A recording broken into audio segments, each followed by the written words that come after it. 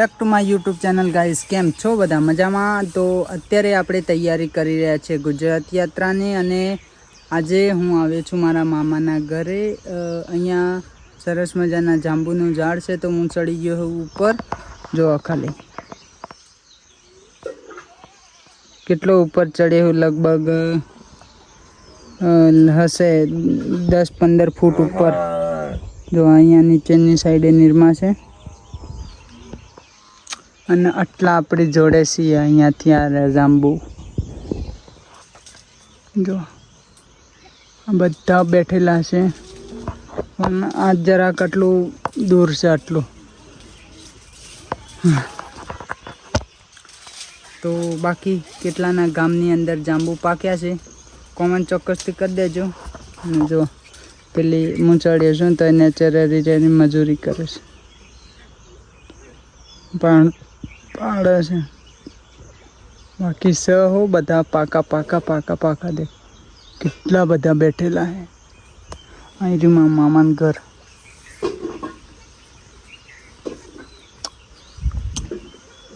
જો કેટલા સરસ મજાના છે। તો ચલો આપણે એકવાર ઠેલી ભરી દઈએ। હું ઠેલી લઈને આવ્યો છું।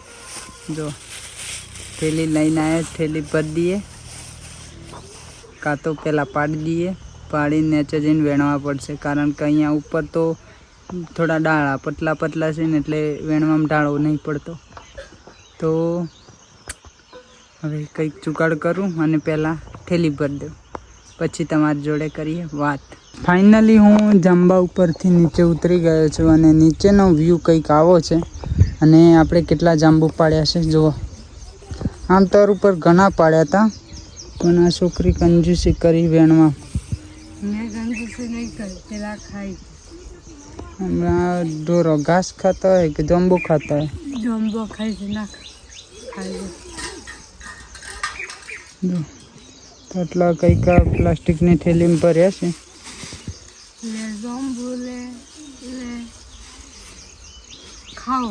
એટલા ભર્યા છે। જો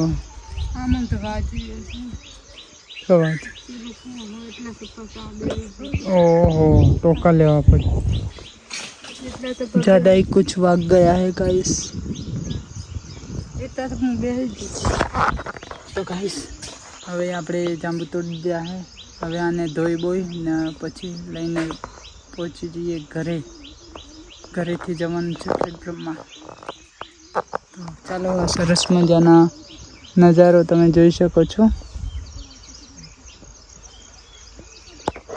અને હવે જશું આપણે જાંબુ ધોવા માટે।